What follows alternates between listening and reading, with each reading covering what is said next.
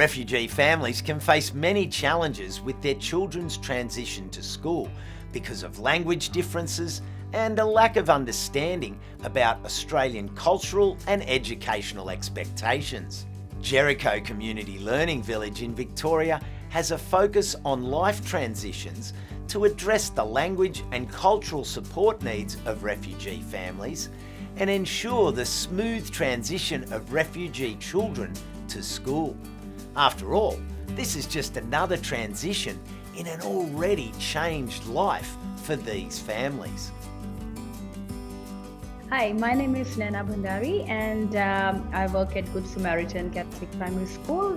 So Good Samaritan School strongly believes in relationship, in strengthening relationship with the community, with the families and the children, which we have at our place.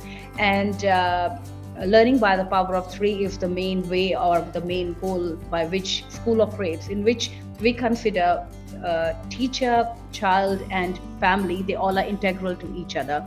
In regards to the settlement journey of a family at school, our school is very, I can say, proactive in their approach of engaging bicultural worker at every step in the journey of a student. For example, at the time of enrollment, at the time of home visit, a parent or a child who's not, English is their second or third language, a bicultural worker is being involved. So it's more about thinking from their perspective, not from our perspective. The parents and the families, they really want to know more. They want to be involved.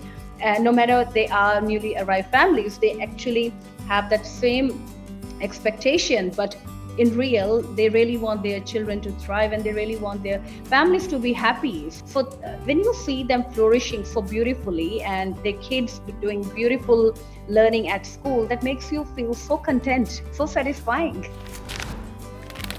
Darling Heights State School in Toowoomba also provides amazing support for refugee families by outlining how things work in order to give young children and their parents the best possible start to school. Bilingual and cultural support helps refugee families to develop a better understanding of the role parents are expected to play in their children's schooling and education. My name is Ricky Adams. I'm the Parent Student Engagement Officer at Darling Heights State School, which is in Queensland. So we recognised about 6 or 7 years ago that there was a lot of engagement that needed to occur in regard to the barriers that were preventing a really easy transition from home life to school life for a lot of our migrant communities. We need to be able to work with the families to make sure that they understand the process of school, the enrolment, the structure, the routine. In regard to families being ready for school, we have to make sure that our families understand the expectations of what we have so that they can carry through and they can make sure that their children are as ready as can be to learn. So at Darling Heights, it's very important that we have the capacity to tap into bilingual languages. So what we have done is we have employed a number of bilingual staff in our teacher aid positions. So supporting families through the transition to school for their young children, for me, has been the most amazing journey. I never actually realised why I was here until I started this job. And these children, you go out into the community and you see them, they run up to you and they hug you and they make you feel 10 foot tall. It is an absolute gift to me to be able to work with these families. Zara's House in New South Wales noticed gaps between parent knowledge and what schools do. So they've created a school readiness program to help prepare refugee families for school.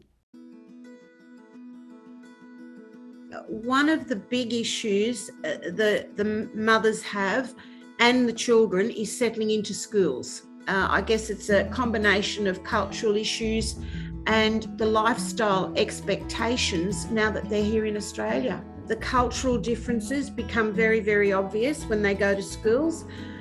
Most of our schools are very, very accepting, but that's not always the case.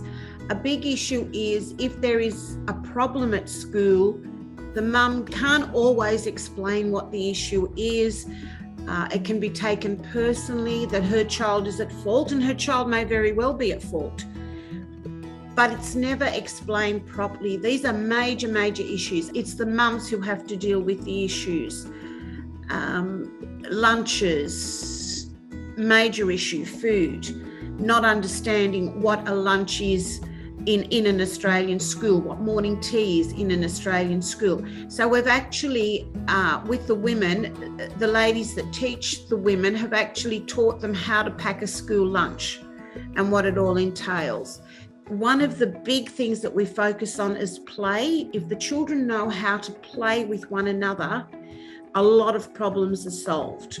So even though there may be language barriers, they have to take turns. Yes, they learn how to take turns.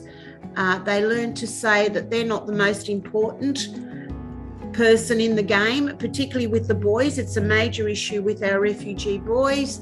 If there is an issue at school, we will go with them to the school. So we will go with them and talk with the principal, with the teacher, if that's what the need is. So that's for our little ones. As they turn 4, we have a school readiness program.